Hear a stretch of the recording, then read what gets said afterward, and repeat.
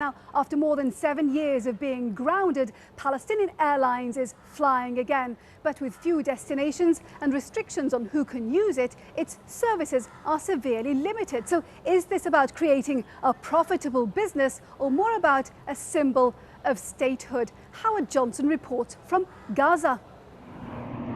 They may be flying again, but Palestinian Airlines is still a long way from bringing its business home.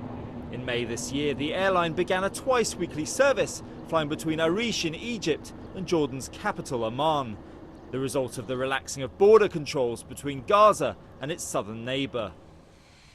But it's a far cry from the company's glory days.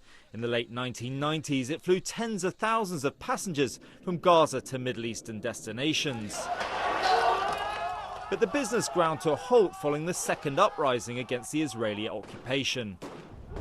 Palestinian Airlines once operated from here, Yasser Arafat Airport in southern Gaza. But in 2001, an Israeli airstrike destroyed the airport. And since then, the company's operations have had a complicated geography.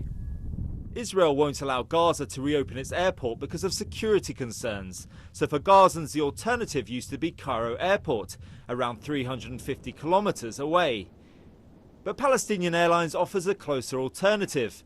Customers must cross the Rafah border into Egypt and then on to Arish, roughly a fifth of the distance to Cairo. Planes then fly outside of Israeli airspace to Amman in Jordan, where passengers can connect to other international carriers. But despite the logistical headaches for Palestinian Airlines staff and customers in Gaza, the resumption of business has been warmly welcomed. The clients are very happy with Palestinian Airlines and its service, even though it is quite basic compared to the competition. But they feel at ease because they've been dreaming of an airline since the closure of Gaza International Airport. It's good for them now that they can use Arish Airport, and they're hoping that there will be more destinations.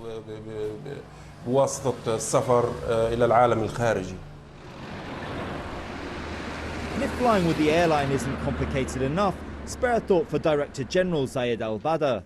Although the vast majority of his customers are based in Hamas-controlled Gaza, the Palestinian Authority's own business is based in the West Bank, with movement between the two territories severely restricted. Too much suffering also in the border to checkpoint and to check your thing. It takes you more than 5 to 6 hours to reach Jordan. This is in the easiest way. So all the Palestinians are dreaming to have their own airport, so that to get rid of all the difficulties they faces. Captain Al-bada insists the company is profitable, but with rising fuel prices and convoluted routes, is the business sustainable?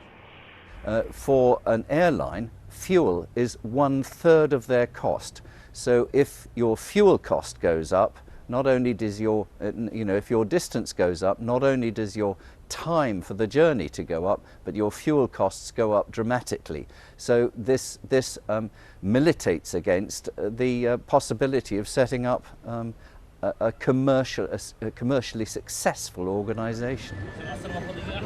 But profit margins aside, for Palestinians dreaming of a nation state, the return of their own carrier is a potent symbol that hope is very much still alive.